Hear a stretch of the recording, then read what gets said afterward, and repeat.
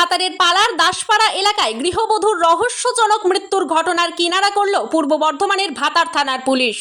প্রাথমিক তদন্তে পুলিশ জানতে পেরেছে স্বামী স্ত্রীর অশান্তির জেরে শ্বাসরোধ করে স্ত্রীকে খুন করে স্বামী।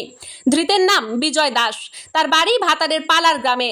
নিহত গৃহবধূর নাম খান্ত মাঝি ওরফে পূজা দাস। জানা যায় পূর্বস্থলীর সুনুরিয়া গ্রামের বাসিন্দা খান্ত মাঝি।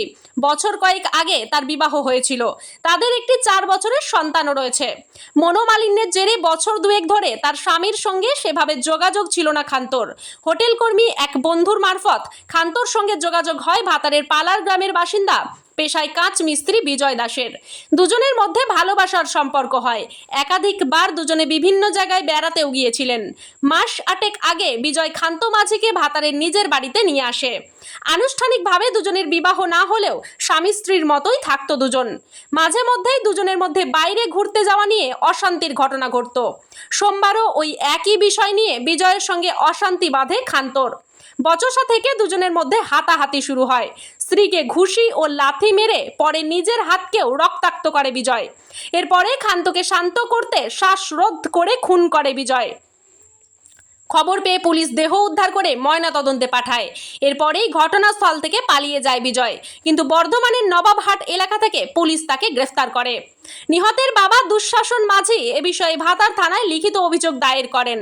মঙ্গলবার ধৃতের বিরুদ্ধে সংশ্লিষ্ট ধারায় মামলা রুজু করে বর্ধমান আদালতে পেশ করে পুলিশ। ধৃতকে হেফাজতে নিয়ে ঘটনার পূর্ণাঙ্গ তদন্ত চালাবে ভাতার থানার পুলিশ। দোষী ব্যক্তির ফাঁসির দাবি জানান মৃতার পরিবারের লোকজন। মারা গেল ওই আজকে ফোন করেছিল, ওর বাবার ফোন বসে ফোন করে যে বাবা আমাকে নিয়ে যাও, ওরা মেরে ফেলবে, বাবা আমাকে নিয়ে যাও, মেরে ফেলবে। ওই বলতে বলতে আর ওদের স্বামী স্ত্রীর মধ্যে কিনা অশান্তি ছিল। জানি আপনাদের কি ধারণা কিভাবে মারা গেছে? মেরে ফেলিস। কি চাইছেন আপনি? কি চাইছেন? আমি চাইছি ওর ফাঁসি।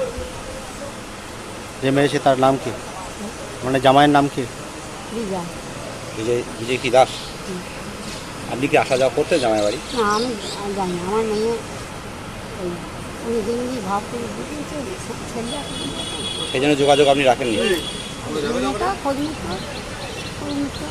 আর ও আগের স্বামীর সঙ্গে যোগাযোগ ছিল না? করতে দিত না, জোর করে রেখে দিতে ভয় দেখতো। তোর মাকে মেরে ফেলতো, বাবাকে মেরে ফেলতো, তোর ছেলে আর মেয়ে। ছেলে কোথায় ছিল বাচ্চাটা? আমার কাছে আগে ওরাই থাকতো।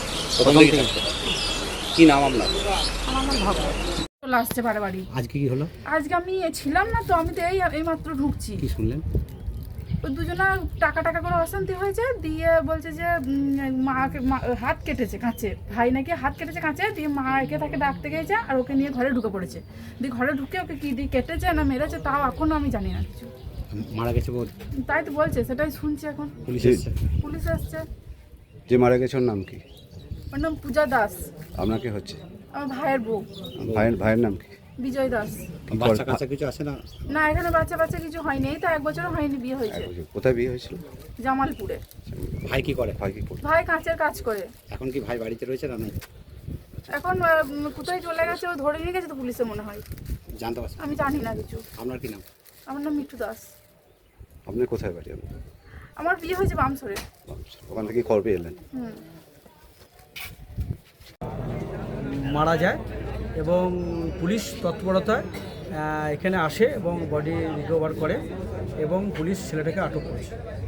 কি নাম জানতে পারছেন? ছেলেটার নাম বাবুল দাস আর যে মারা গেছে পূজা দাস।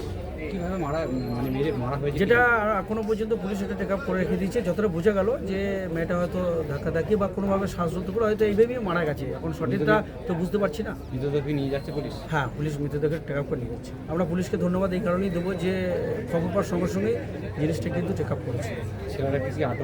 ছেলেটা আটক হয়েছে। ভাতার থেকে শেখ মিলনের রিপোর্ট, সোজা কথা নিউজ, পূর্ব বর্ধমান।